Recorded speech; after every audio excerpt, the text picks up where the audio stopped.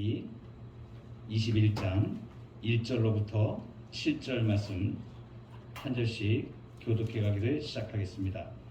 여호와께서 말씀하신 대로 사라를 돌보셨고 여호와께서 말씀하신 대로 사라에게 행하셨으므로 사라가 임신하고 하나님의 말씀하신 시기가 되어 노년에 아브라함에게 아들을 낳으니 아브라함이 그에게 태어난 아들 곧 사라가 자기에게 낳은 아들을 이름하여 이삭이라 하였고 그 아들 이삭이 낳은 지 8년 만에 그가 하나님이 명령하신 대로 할례를 행하였더라.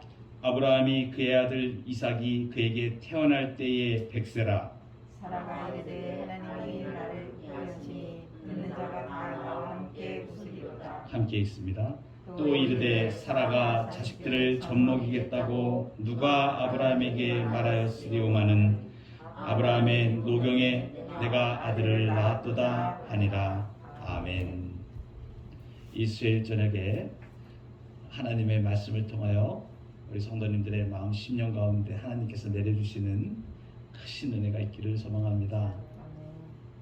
아브라함을 통하여서 우리가 아브라함의 영성을 지금 배워가고 있고 하나님께서 아브라함을 통하여서 역사하신 그 일들을 보며 동일하게 오늘을 사는 우리 그리스도인들이 하나님께서 주시는 어떠한 영성을 가지고 살아야 되는가를 하나님의 은혜를 우리가 누리고 있습니다. 먼저 아브라함을 생각하실 때에 아브라함은 성정이 우리와 같은 사람이었다. 성경에 아브라함을 우리가 얘기할 때 믿음의 조상이라고 얘기하고 또 마태복음에 처음 시작할 때도 아브라함과 다윗의 자손 예수 그리스도의 계보라 이렇게 시작을 하기 때문에 우리가 믿음의 지표로서 아브라함이라는 사람에 대해서 계속 많이 들어왔기 때문에 굉장히 우리와는 좀 많이 차원이 다른 사람으로 생각할 수 있었습니다. 그런데 아브라함을 부르시고 그를 지금 이끌어서 믿음의 조상으로 세우신 그 하나님의 손, 그 하나님의 당신의 택하신 거룩한 족장 아브라함을 통해서 보여주시는 하나님의 역사를 보면서 우리가 대하는 것은 우리와 별반 다르지 않은 인간임을 우리가 분명하게 알게 됩니다. 그런데 하나님은 누구나 그렇게 연약한 자를 하나님의 선택한 백성을 삼으셔서 하나님의 계획을 구속의 역사를 하나님이 애초에 계획하신 그 원대한 구속 역사를 이 땅에 펼쳐 나가시는 데 있어서 그 사람을 어떻게 다듬어 가시는가 하는 것을 우리에게 보여주는데 아브라함에게 처음 약속하신 12장으로 처음 가면 이 아브라함에게 분명하게 약속한 부분 중에 아주 중요한 부분이 내가 너로 큰 민족을 이루게 하겠다라고 처음 선언하신 그 부분입니다. 그 민족을 이루게 하겠다 하는 말씀은 자손이 많아진다는 것을 말합니다. 그런데 그 아브라함에게 약속하신 그 약속은 아브라함에게도 당대에도 해당이 되었고 성취가 되었고 그 이후 자손들에게도 성취가 되었고 가장 그 민족이 되어지고 우리 올해의 표처럼 너는 복이 될지라 라고 하신 이 말씀은 그리스도 안에 있는 주의 백성들이 하나님 안에서 누릴 복에 대해서 약속하신 것이기 때문에 동일하게 지금 이 자리에 있는 우리에게 이 복을 허락하신 것임을 우리가 알게 됩니다. 아브라함이 처음부터 믿음의 조상이었는가? 그 정도의 우리가 지금 믿음의 조상이라고 할 만큼 그렇게 영적으로 다듬어졌던 사람인가? 라고 생각할 때에 그렇지 않음도 우리가 보았습니다. 특별히 두 번에 걸친 반복된 자기 아내 살해를 자기 누이라고 거짓말하여 애굽에서 한번 굉장히 위기를 당하였었고 그리고 그랄 왕 아비멜렉이 똑같이 그 동일한 일을 나중에 당하게 됩니다. 그런데 우리가 오늘 본문에서 말씀하시는 본문의 말씀과 연관해서 아주 중요하게 추적해 봐야 될 일이 하나가 있습니다. 오늘 등장하는 인물은 아브라함의 가장 최측근이라고 할 수 있는 내무부 장관 아내 사라에 대한 얘기로 시작을 합니다. 오늘 본문 처음에 21장 1절에 보면 이렇게 시작을 합니다. 여호와께서 말씀하신 대로 사라를 돌보셨고 여호와께서 말씀하신 대로 사라에게 행하셨으므로, 사라가 집중적으로 조명이 돼서 나오고, 그리고 여호와의 말씀하신 대로라는 특징적인 말씀이 나오고, 두 가지가 언급이 됩니다. 사라를 권하셨고 그리고 말씀하신 대로 행하셨다. 여기 돌보셨다라고 하는 것은 권하였다라는 말로 이 앞에 개역 성경에는 되어 있습니다. 권고하셨고 그리고 여호와께서 그 말씀대로 사라에게 행하셨다. 이렇게 두 가지를 말합니다. 2절에는 사라가 잉태하고 하나님의 말씀하신 기한에 미쳐 늙은 아브라함에게 아들을 낳았다라고 이제 아들을 낳은 사실을 성취적인 측면에서 말해주고 있습니다. 아브라함의 가장 측근에 있는 사람입니다. 아내입니다. 하나님께서 수차례에 걸쳐서 아브라함에게 언약의 후손을 주시겠다고 말씀하셨는데, 크게 봐서는 뭐 5, 6번 정도가 나오는데, 크게 봐서 묶어서 봤을 때는 4차례 정도로 나옵니다. 그런데 이 아들을 주겠다고 하는 내용이 4번이 살짝 다릅니다. 아브라함을 불러서 이제 이 약속을 주시기 시작하면서부터 4차례가 언급이 되는데 상황이 다 달랐다는 얘기예요. 첫 번째는 12장 2절에는 부르시고 난 다음에 내가 너로 큰 민족을 이루고 이렇게 말씀하십니다. 큰 민족을 이룬다는 얘기는 자손이 많아진다는 얘기를 얘기하는 겁니다. 그 다음에 언제 두 번째 말씀하실 때는 그 헤브론에 거주할 때에 전쟁이 있었죠. 그래서 그 전쟁에서 갔다 오고 난 다음에 승리를 합니다. 300명의 용사들 데리고 가서 롯을 구출해 내오고 다 찾아오죠. 그리고 난 다음에 하나님이 나타나셔서 딱 처음 하신 말씀이 두려워하지 말라 이렇게 말씀하셨거든요. 그래서 뭐냐면 이제 전쟁으로 인해서 그 당시 상황에 전시 상황에 노출이 되는 그 상황 때였던 것입니다. 그때 말씀하십니다. 내게 아브라함이 두려워하지 말라고 하나님 말씀하시니까 내가 상속자가 없습니다. 그러면 내 상속자는 엘리에셀입니까? 이렇게 얘기하니까 엘리에셀이 아니다 라고 말씀하시죠. 그러면서 하시는 말씀이 그 사람이 상속자가 아니라 네 몸에서 날 자가 네 상속자가 됩니다. 그리고 나서 밖으로 데리고 나가서 하늘의 무별을 보여주시면서 셀 수 있나 봐라. 네 자손이 이와 같으리라 말씀하십니다. 이게 두 번째 상황입니다. 그리고 나서 보세요. 사라에게는 한 번도 직접적으로 하나님이 네가 아들을 낳을 거야 라고 얘기하지 않습니다. 창세기 쭉 진행되는 것을 보면 전부 다 누구에게 말씀하시냐면 아브라함에게 말씀하시고, 세 번째 이 자손에 대한 말씀을 하시는 때가 언제냐면 이스마엘을 얻고 난 다음입니다. 국면이 바뀌었죠. 사라가 아브라함에게 한 약속을 알고 있었습니다. 그래서 그 약속을 후손을 이을 것은 이제 자기는 생산치 못하니까 여종을 통해서, 그래서 하갈을 통해서 아들을 낳게 하는 시도를 합니다. 이게 참 재밌는 일이죠. 이 상황도 우리가 나누었습니다. 그래서 인간의 불신앙과 하나님의 기적이 어떻게 이루어지는가, 인간의 불신앙이 하나님의 기적을 얼마나 방해하는가에 대한 부분도 우리가 영적으로 확인을 해봤었죠. 그때 상황이 이스마엘을 얻은 후에 17장에 가면 우리 지나왔는데 아브라함이 99세 때에 이제 이름을 바꿔주십니다. 이 이름이 바꾸는 게 아브라함에서 아브라함, 그리고 사레에서 사라로 이름을 바꾸는 게 세 번째입니다. 이것은 뭐냐? 아브라함, 이 이름의 뜻이 여러 민족의 아버지가 된다는 거예요. 여러 민족의 아버지가 되게 하겠다는 거예요. 여러 민족의 아버지가 되는 겁니다. 그리고 사라에게도 이름을 바꿔서 사레를 사라로 바꾸는 게 열국의 어머니, 여러 민족의 어머니라는 뜻입니다. 뭡니까? 자녀의 약속을 또 하시는 거예요. 그런데 이때는 아주 분명하게 약속을 하셔, 아브라함에게. 그래서 17장 19절에 보면 네 아내 사라가 아들을 낳을 것이다. 아주 집어서 딱 말씀하시죠. 그리고 빼도 박도 못하게 확정을 딱 지어버리죠. 그 아들 이름까지 말씀하십니다. 놀라운 일이죠. 이삭이라고 해라. 이름을 이삭이라고 지어라.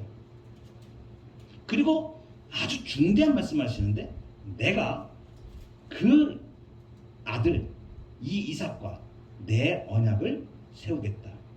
그리고 그의 후손에게 영원한 언약이 되리라. 이건 빼도 박도 못하는 하나님의 확정적인 약속인 것입니다. 그러니까 이렇게 이스마엘을 얻은 후에 말씀하셨고, 이게 세 번째 아주 본격적으로 하나님께서 말씀하신 거예요. 완전히 구체적으로 아들 이삭 이름까지 말씀하시고, 그리고 그와 언약을 세우겠다는 것까지 말씀하시고, 네 번째 마지막으로 나타난 것이 사람 셋의 모양으로 소돔과 고모라가 멸망하기 전에 그 아브라함에게 나타나셨다는, 저희가 이 말씀을 하나님께 민감하고 하나님께 민첩하라는 그러한 말씀으로 저희가 생각해 보았던 말씀입니다. 18장 10절에 보면 내년 이맘때 내가 반드시 네게 돌아오는데 네 아내 사라에게 아들이 있으리라. 여기서 중요한 대목이 나오죠. 마지막 네 번째 국면에서 사례가 이 말을 하는 것을 장막 뒤에 있다가 듣습니다. 사라가 들은 거예요. 그 앞에 세 번까지는 사라가 들은 얘기는 전혀 언급이 되지 않습니다. 아브라함 얘기만 얘기해요. 그러니까 아브라함을 통해서 사라에게 전달되었다고 우리는 봅니다. 왜냐하면 두 번째 상황에서도 그 얘기가 되어졌기 때문에. 그러나 직접적으로 사라에게 딱 들려진 것은 이제 네 번째 바로 그 순간입니다. 장막문 뒤에서 웃었죠. 이런 상황 속에서 우리가 보았을 때 하나님의 구속 역사가 어떻게 진행되었는가, 지난 시간에 제가 이 부분을 명확하게 풀어서 말씀을 드렸습니다. 아브라함이 자기 아내를 애굽과 그라랑 아비멜렉에서 두 번씩이나 자기 누이라고 속이는 그러한 과정을 통해서 보시면 이 사람이 아직까지 얼마나 하나님의 약속에 대해서 불신실했었는가를 보여주는 대표적인 것이 이러한 현상들입니다. 자기 아내를 통해서 아브라함이 하나님이 후손을 이어가겠다는 이 부분에 대해서 긴가민가했었다는 얘기예요. 처음에는. 그리고 하나님께서 사라를 보호하시고 그 애굽 왕에게 취해서 아내가 될 뻔한 상황에서 구해내시고, 그라랑 아비멜렉에게서도 구해내시고, 한 사건을 통해서 이러한 사건들이 진행되는 걸 떠나서, 그리고 이스마엘까지 얻어가지고 대표적으로 하나님의 약속에 대한 실패를 맛보고, 그러니까 쉽게 얘기하면 아브라함도 실실이 하나님의 약속에 대해서 처음부터는 그렇게 영적으로 민감하지 못하였다는 것을 우리가 알게 되는데, 놀라운 것은 뭐냐면 하나님께서 자기 백성을 깨닫게 하시고 인도해 가시는데 그의 수준에 맞추어서 하나님께서 말씀하시고 보호하시고, 말씀하시고 보호하시고, 업그레이드 시키고 이렇게 하나님께서 당신의 백성으로 성화시켜 나가시는 단계를 그대로 보여주고 있습니다. 우리가 이 부분을 통해서 명확하게 봐야 될 것이 있습니다. 사람은 하나님으로부터 직접적으로 하나님의 약속을 듣지도 못했을 뿐더러 또 구체적으로 자기 아들에 대한 얘기도 아브라함을 통해서 주셨습니다. 그런데 무엇입니까? 아브라함이 하나님의 언약 안에 있는 자이기 때문에 그 아내로서 동일하게 그 약속에 해당이 되었고 그 복을 함께 누린다는 것입니다. 그러니까 아브라함의 약속 안에 있는 자들은 아브라함에게 약속하신 복을 함께 누립니다. 이게 놀라운 일입니다. 여러분, 하나님의 은혜가 넘치는 분 옆에 있으면 나도 은혜가 넘쳐. 하나님의 기적의 역사를 줄줄줄 달고 사는 사람 옆에 있으면 나도 그 기적에 동참합니다. 이것이 약속 안에 있는 자들의 누리는 복입니다. 믿음 안에 우리가 예수 그리스도를 믿음 안에 지금 살고 있기 때문에 그 아브라함에게 약속하신 복이 우리에게 이어져온 것이고, 이것이 이 약속이 또 우리의 후대들에게 나아갈 것입니다. 그리고 아브라함의 자손 예수 그리스도 안에 있는 자들은 이 복을 다 함께 누리는 것입니다. 그런데 더 중요한 것은 뭐냐면 하나님께서는 택한 백성들을 지치지 않게 계속해서 권고하신다는 것입니다. 사라에게 그 몇 번에 걸쳐서 말씀하셨는데 아직까지도 확신이 없고 자기 나이가 이제 아브라함이 99세 때 나타나서 말씀하실 때 장막 뒤에서 자기가 89세입니다. 10살 차이 나거든요. 그러니까 사례가 자기 경수가 끊어진 걸 다 알고 자기 남편은 완전히 노쇠해가지고 몸에 이제 생명을 가질 수 없는 그런 상태라는 걸 이미 다 알고 있는 두 사람이. 그럼에도 불구하고 하나님께서는 그 사람들에게 권고하십니다. 우리의 삶에서도 하나님의 권고, 택한 백성들을 향하신 하나님의 권고는 끝이 없이 계속 이 순간에도 되고 있습니다. 이것이 놀라운 복입니다. 내가 지질이 말을 안 듣고 하나님의 운행하신 하나님의 섭리에 내가 민감하지 못한데도 하나님께서는 계속 권고하고 계십니다. 그것은 우리의 인생이 증명을 합니다. 믿는 사람들은 자신의 족적을 뒤에서부터 쫙 살펴보면 정말 암담한 인생길을 걸어온 분들이 많이 계실 겁니다. 그 부분을 보면 참으로 하나님께서 어쩌면 그 순간에 내 삶에 그렇게 말씀하셔가지고 그 순간에 저쪽 길을 갔으면 낭떠러지로 가는 길인데 거기서 스톱시키시고 믿음의 길로 인도하셔서 우리를 이끌어 오셨는지 그 순간순간마다 한번 되살펴 보시면 하나님의 놀라우신 섭리의 손길을 우리가 믿음의 눈으로 볼 수 있을 것입니다. 그리고 난 이후에 예수 믿고 나서 우리의 믿음의 여정을 잘 살펴보면 하나님께서 순간순간마다 고비마다 중요할 때마다 사람을 동원해서 만나게 하시고 섭리의 사건들을 만나서 만나게 하시고 그래서 하나님께서 점차로 내가 알지 못하던 그 길을 하나님께서 한 번도 가보지 않은 길을 주님께서 은혜의 길로 열어서 인도해 가시는 것을 우리는 믿음의 눈을 떠서 보게 됩니다. 특별히 우리가 아브라함의 아내 사례를 통하여 우리가 알 수 있는 것은 이러한 부분입니다. 여러분의 식구들 중에 아직도 예수 그리스도를 믿지 않는 분이 혹시 있을 수 있습니다.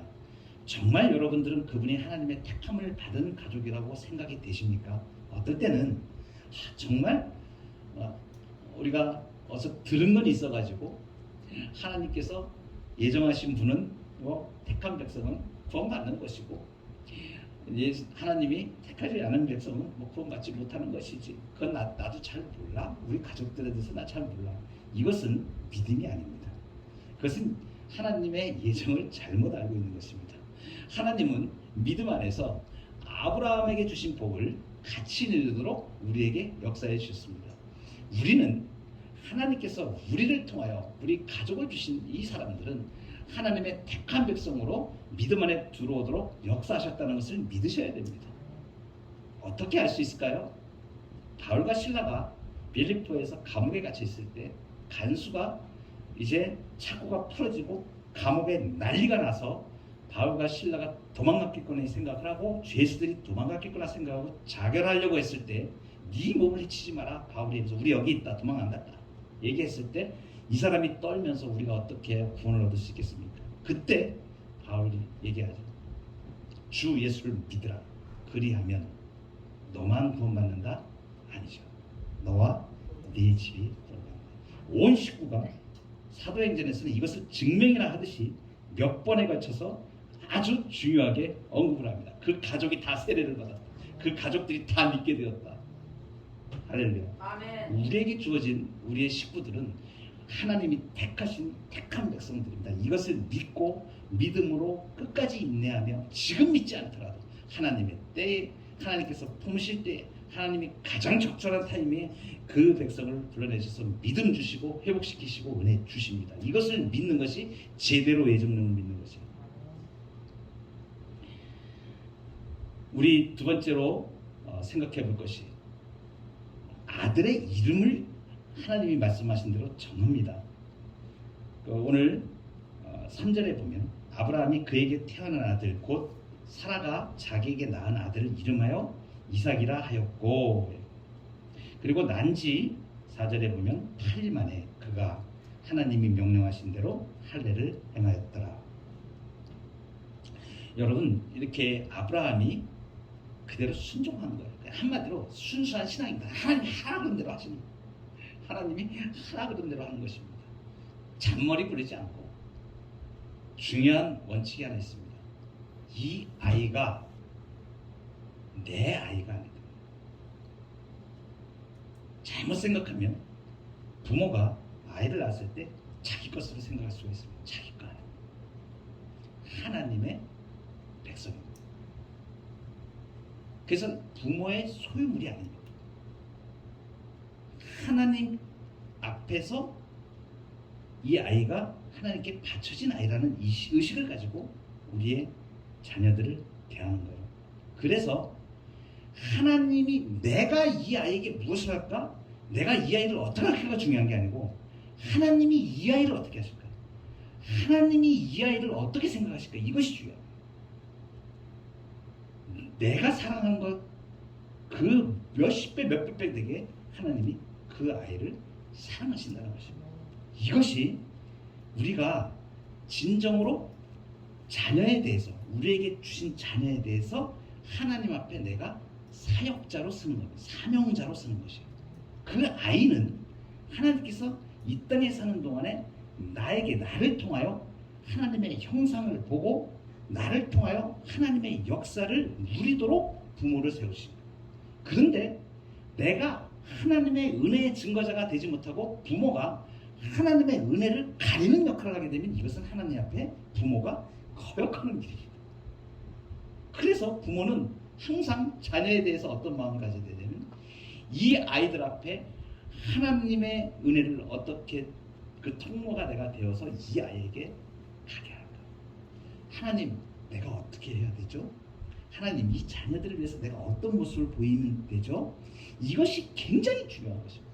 그 원칙대로 해가면 다른 것 다 하지 않아도 아이들에게 엄청난 재산 물려주지 않아도 아이들에게 잔소리하지 않아도 가장 중요한 우리 부모님이 하나님의 은혜의 통로라는 것을 확인하는 순간에 이 아이들은 평생토록 그 부모님을 존중하고 공경하게 됩니다. 이것이 가정에서 자녀를 향하는 하나님은 나보다 내 아이를 더 사랑하신다. 잊지 마십시오. 그리고 사명자로 아이 앞에 서시기 바랍니다. 역시 마찬가지로 가족에 대하여도 마찬가지입니다. 이것이 하나님께서 우리에게 주시는 말씀인 것입니다. 마지막입니다. 정말 통쾌한 일이 일어납니다. 6절에 보면 5절에 보면 이제 드디어 기적이 일어납니다. 아브라함이 그의 아들 이삭이 그에게 태어날 때에 100세라. 지금 나이를 이 앞에서부터 아브라함의 나이가 99세 때 나타나셨고 계속 나이를 얘기하고 있어요. 나이를 얘기하고 있는데 여기서 아주 그냥 무슨 강조점을 느낌표를 몇 개 찍듯이 빵 때려주는 거예요. 아브라함이 그의 아들 이삭이 그에게 태어날 때에 태어났다는 거죠. 근데 이때 나이가 지금 100세다 이겁니다. 무슨 얘기를 지금 하고 싶은 겁니까? 100세인데도 아이를 낳았다는 거죠. 기적이 일어났다는 거 지금 이렇게 지금 표현하고 있는 거예요. 기적이 일어났습니다. 근데 더 재밌는 것은 뒤에 사라가 하는 얘기입니다. 6절에 보면 사라가 이르되 하나님이 나를 웃게 하시니 듣는 자가 다 나와 함께 웃으리로다. 이게 하나님의 웃음입니다. 웃게 하시는 하나님. 놀랍죠? 이 두 사람이 결혼한 지 60년이 넘었습니다. 자식을 보지 못하고 지나왔어요. 두 사람의 기력이 다 시들어버린 것은 아브라함도 알고 사라 자신도 압니다. 그런데 하나님이 약속하신 그 기적이 일어난 거예요. 천사가 얘기할 때 장막 뒤에서 조롱의 웃음을 웃었던 실소라 그러죠. 실소. 에이, 그럴 리가요. 이러면서 그냥 웃었던 어쩌면 조롱이 섞인 그 웃음이었을 그 웃음. 사라가 웃었던 것을. 근데 지금 여기서 지금 웃는 웃음은 다른 웃음입니다. 사라가 이르되 하나님이 나를 웃게 하시니 듣는 자가 다 나와 함께 웃으리. 이건 기쁨의 웃음을 말하는 겁니다. 하나님의 웃음은 불가능을 가능케 하시는 웃음입니다. 하나님의 웃음은 인간의 불신앙과 불가능에 대한 하나님의 승리를 나타내는 것입니다. 이것은 하나님 외에는 아무도 할 수 없는 기적인 것입니다. 이렇게 하나님을 고백하는, 이 인정하는 이것, 하나님이 나를 웃게 하시니 듣는 자가 다 나와 함께 웃으리로다. 기쁨입니다. 이삭이라는 그 이름의 뜻이 웃음이라는 뜻입니다. 하나님의 웃음을 말합니다. 하나님의 승리, 하나님의 기적. 어제 가평에 갔다 왔던 간증을 잠깐 드리고 마치도록 하겠습니다. 박영대 집사님 쉼터 사역하는데 가평에서 방을 얻어서 이렇게 한 전체 층을 세를 내 가지고 방에 정말 힘든 사람들을 5분을 이렇게 이제 쉼터 사역하고 있습니다. 그 주변 교회 또는 목사님들이나 이런 분들에게 말씀을 받아서 어렵고 힘든 사람들을 거기에 기거를 하면서 그분들을 믿음으로 인도하고자 예수 그리스도를 복음을 전하고 이들을 그 주변에 있는 교회에 지속적으로 이렇게 안내하고 정착시키는 그러한 믿음의 일들을 지금 해나가고 있습니다. 어제 제가 아침에 11시에 가서 이제 그 사역지 쉼터에 한번 꼭 목사님이 한번 좀 방문을 해줄 수 있으면 고맙겠다 그래서 제가 아내와 같이 11시에 가서 같이 식사를 나누고 쉼터를 갔습니다. 지난번에 저에게 기도 요청을 중간중간에 통화를 하면서 이렇게 문자로 기도 요청을 하셨는데 41살 된 젊은 청년이 있습니다. 어제 제가 이제 그 청년을 만나게 되었는데 이 친구는 한 7년 동안 엄마 아빠로부터 상당히 사랑도 받지 못하고 이게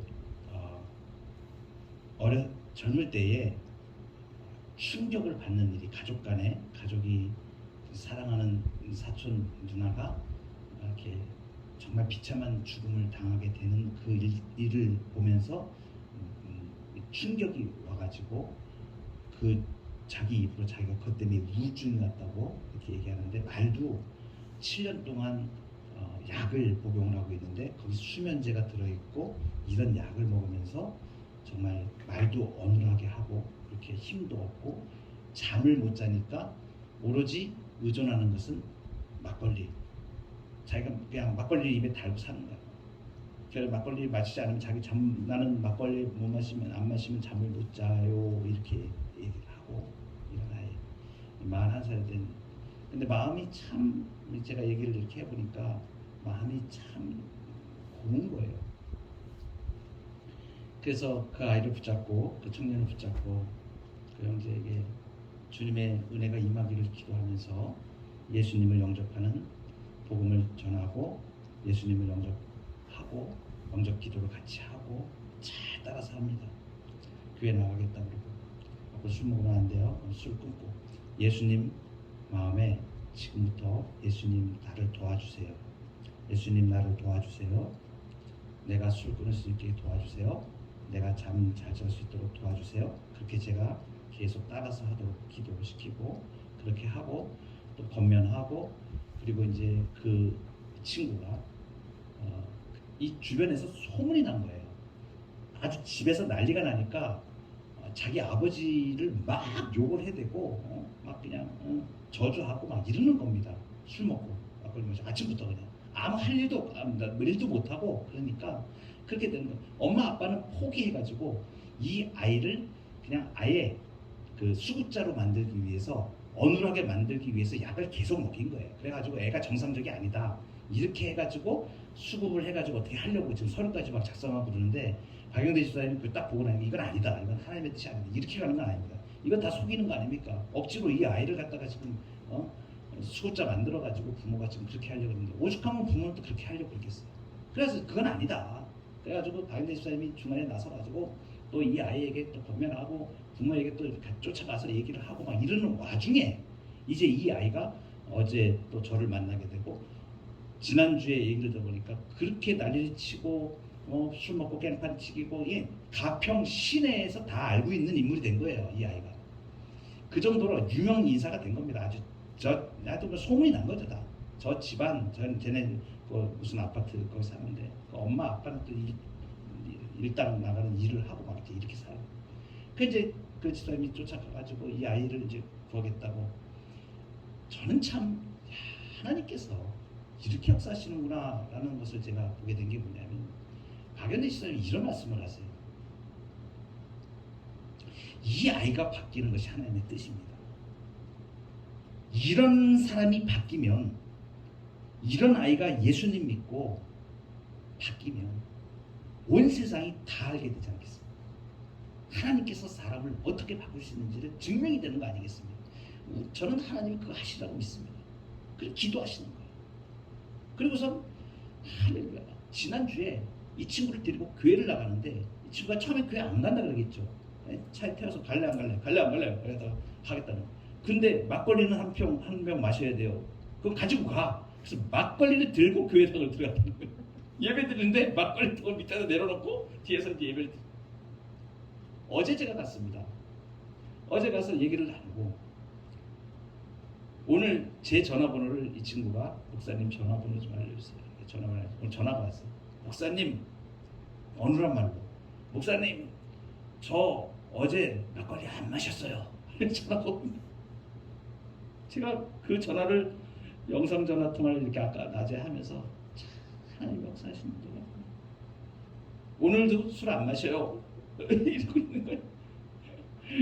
그 가까운 교회 그 목사님하고 제가 얘기 나누면서 이 아이가 이제 술 끊고 예수님 믿고 아직 약하니까 교회에서 목사님이 신경을 많이 써서 좀 돌봐주십시오 부탁도 하고 같이 기도하겠습니다 얘기도 하고 왔어요.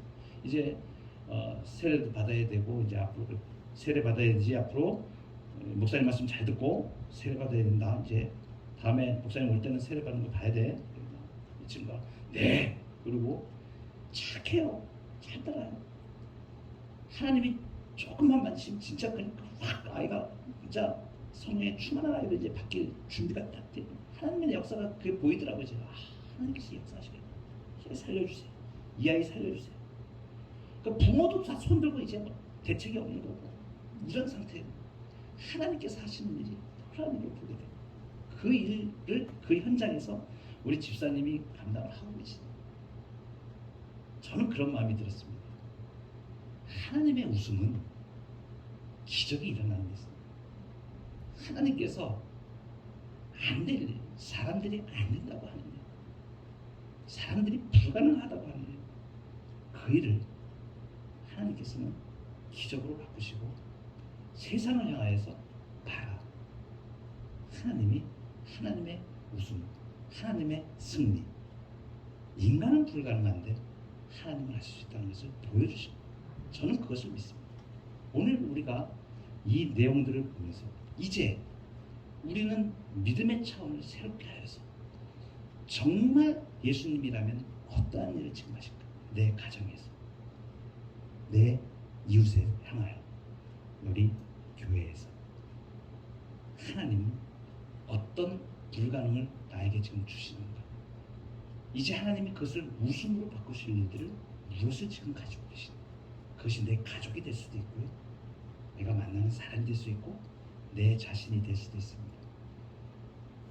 지나고 나면 지금이야 저도 멀쩡하게 이렇게 목사로서 앞에 강단에서 하나님의 말씀을 전하는 사람이 되었지만 저도 제가 제 자신을 봤을 때 답이 없는 인생이었습니다. 불과 20년 전, 25년 전만 해도 하나님의 정말 보실 때 사람들이 볼 때는 불가능, 내가 내 자신을 봐도 불가능했으니 그런데 하나님께서 나를 바꾸시고 하나님의 가능, 하나님의 웃음으로 이 땅을 살아갈 수 있도록 허락해 주셨습니다. 사랑하는 성도 여러분, 오늘 주께서 우리에게 보여주신 인생에서 믿음의 차원은 결국은 하나님의 가능을 보는 것입니다. 우리 모두가 이러한 믿음의 차원, 하나님의 능력을 경험하고 이 땅 가운데 기쁨과 웃음으로 하나님의 통쾌함을 선포하고 나아가는 저와 여러분 되기를 주의 이름으로 축원합니다. 아멘.